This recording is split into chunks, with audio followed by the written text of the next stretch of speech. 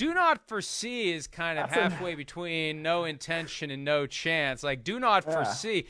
There's a lot of things I do not foresee happening that are going to happen. So I think Mike Vrabel is of the no way in hell mindset. I think John Robinson, the GM of the team, is in more of the, if you make me an offer I can't refuse, maybe I won't refuse it. Right. I mean, that makes sense. I think that's the general manager's job, is to field trade requests if they come and see if there is an offer that they shouldn't refuse. But, like, don't trade A.J. Brown. If he wants to be there, just pay him. Like, that guy is a perfect fit for their offense. He's a great fit for Ryan Tannehill. They have chemistry. They just need somebody opposite him, which they maybe have in Robert Woods, provided that he's healthy. That dude is so good. Like, no, don't trade A.J. Brown if he doesn't want to be traded. It really is amazing to think two teammates at Mississippi, two of the top receivers in the NFL right now, the subject of trade rumors, do big contracts. A.J. Brown, DK Metcalf, same draft class, same school, same round. Unbelievable. All right, so let's play Who Says No. If the Cardinals offered the 23rd overall pick and the 87th pick for A.J. Brown, do the Titans say yes or no to that? I mean, I would say yes to that, actually. I think. If I'm the Titans, yeah, I say yes. If Who I'm the says Cardinals, Which side says no? Yeah, if that's on the table, I might say no, because I think that's a little rich for A.J. Brown. You know, I mean, like, I think A.J. Brown is great, but I think especially when you already have DeAndre Hopkins, and you know they've got some receivers that have some upside. A.J. Green is already back there. They feel good about Rondale Moore. At least that's what Cliff Kingsbury said yesterday. So I think they've got enough where they don't necessarily need an A.J. Brown, especially in the NFC, where you can compete in that conference, especially as long as you don't, fall off at the end of the season. All right, let's move on to Deebo Samuel. We started down this path last segment. The offer would be 10th overall pick and 38th overall pick from the Jets to the 49ers for Deebo Samuel. Who says no to that? Jets, 49ers, or both? I think both. I mean, I keep saying this, but on the 49ers, I don't want to give up Deebo Samuel. To me, it doesn't matter, if you offer me a first-round pick or not. But also, if I'm the Jets, I might have a little more concern about Deebo Samuel, especially when it comes to his health, right? We were talking about this the other day, Mike. It's not like Deebo Samuel has been the most productive player. It has that track record of production over multiple seasons, like somebody like a Tyreek Hill, like a Devontae Adams. So I don't know if I'm really going to go with like one of those higher first round picks for somebody like Deebo Samuel, despite the fact that I think he's great and could be worth it, but I'm not sure if he is, if that makes sense. Deebo Samuel as a rookie didn't make a huge amount of noise. It was in the Super Bowl against the Chiefs where it was like, man, this may be the best guy on the field for the 49ers. Yes.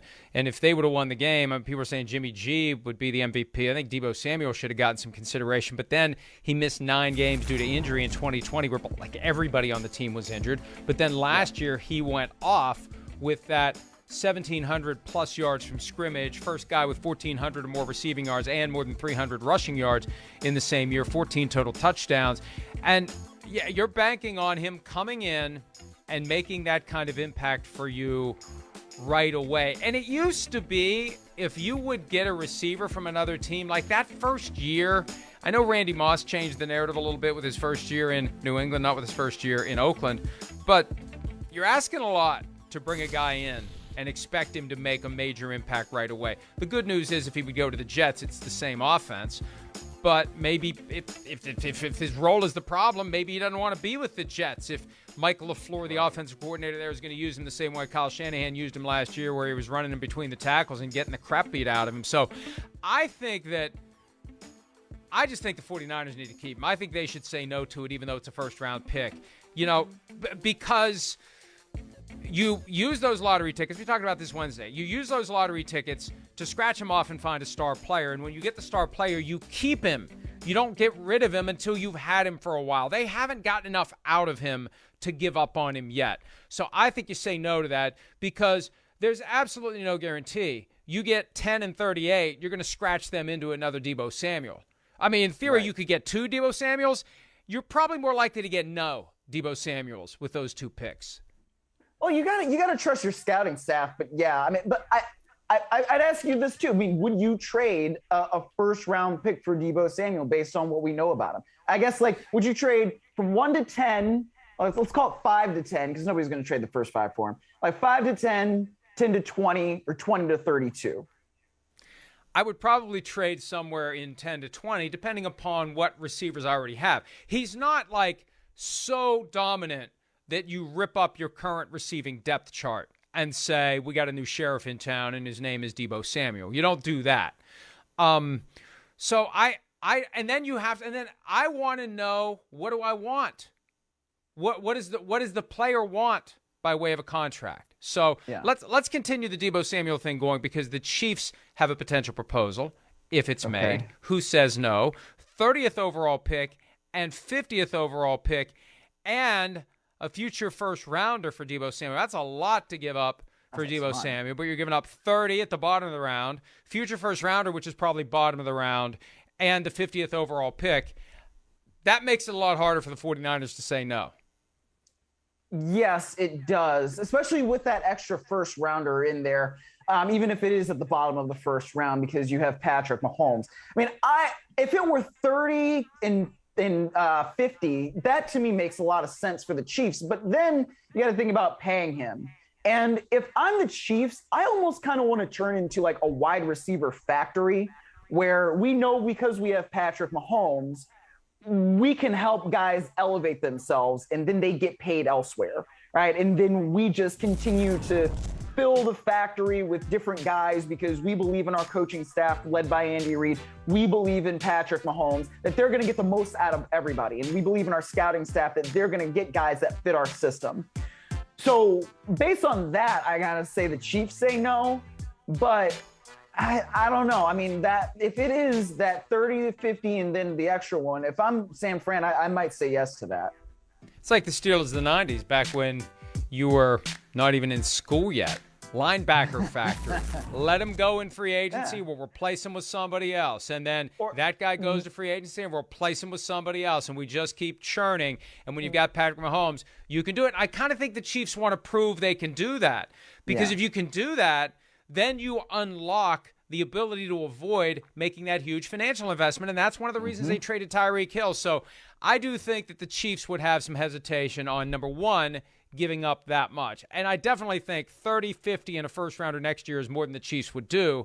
But then you got to pay Deebo Samuel. And that's where it becomes way too much. And that's the reality with these trades. You got to make the current team happy with the draft picks, and you got to make the player happy with the contract that the current team doesn't want to give to him, which is part of the problem for a lot of these guys that want to move on. Okay, we move on to the Browns. An offer of 44th overall pick, 99th overall pick, and Baker Mayfield for DK Metcalf. Who says no to that, Cleveland or Seattle? This is good, because you would be the Cleveland GM in this scenario, making the best decision possible for your team. Oh, well, I mean, if I'm the Browns, I absolutely say yes to that. If I'm the Seahawks, I don't know that I do. I mean, you get Baker Mayfield out of it, and that's good, but then you're giving up somebody who doesn't necessarily want out. I mean, DK Metcalf, of all these guys, the wide receivers from that 2019 draft that we've been talking about, he's there. He's at the offseason program, and while he's not necessarily on the field because he's still rehabbing that foot after getting off-season surgery, he's there. So you haven't really had that indication that, like, he wants out. So if he doesn't want out, and I'm willing to pay him still because the quarterback situation is what it is, I don't know that I'm really that inclined to deal for Baker Mayfield and some draft picks just so we can, I don't know, get a ball rolling perhaps on a new rebuild there. Seattle would end up with the 40th, 41st, and 44th overall picks in the draft as they try to rebuild. And DK Metcalf doesn't fit with this notion of rebuilding. And if I'm DK Metcalf, I look at Geno Smith, Drew Lock, Jacob Eason, maybe Baker Mayfield, or whoever they would draft versus Deshaun Watson. I could warm up very quickly to the idea of playing for the Browns with Amari Cooper, with David Njoku, with those running backs, Nick Chubb, and why am I blanking? Kareem 27, Hunt. Kareem Hunt. I knew the number, not the name, Kareem Hunt. I warm up to the idea of donning orange helmets and brown jerseys very quickly once I look at who my teammates would be. So we'll see. We'll see. They say they don't want to trade him, but again, we're so close to the draft, there's no reason for anything to happen until the draft gets going. One more real quickly. How about straight up, Panthers offer Sam Darnold for Jimmy Garoppolo? Who says no? Carolina or San Francisco or both? The 49ers hang up the phone before the name Darnold even gets out of the mouth of whoever represents the Panthers on that phone call. Yeah, the key is that his $18.8 million is fully guaranteed. Yep. And I think the 49ers, what they're doing is they're playing this game with Jimmy Garoppolo where they're squatting on him as long as they can. They're banking on maybe an injury. And if push comes to shove right before the start of the season, they're going to cut him. And he's going to be out of luck, man without a country, no contract, no nothing. All the other depth charts are set. And that's why I think it's intriguing. He did a little mini media tour yesterday, and he agitated just enough. You know, I think my shoulder will be ready for training camp, but I'm not 100% sure. Last season, it was strange. I wouldn't wish that on anybody, i.e., I'm not interested in hanging around again. I think he would very much like them to cut him now. Trade him now or cut him now, whatever it is, do it now. And they're having a hard time finding a trade partner, and they're being stubborn. They want to dig in and wait, and that doesn't mesh with Jimmy Garoppolo's objective. Hi, I'm Mike Tirico, and thanks for watching. Make sure to hit subscribe for the latest news and highlights from NBC Sports.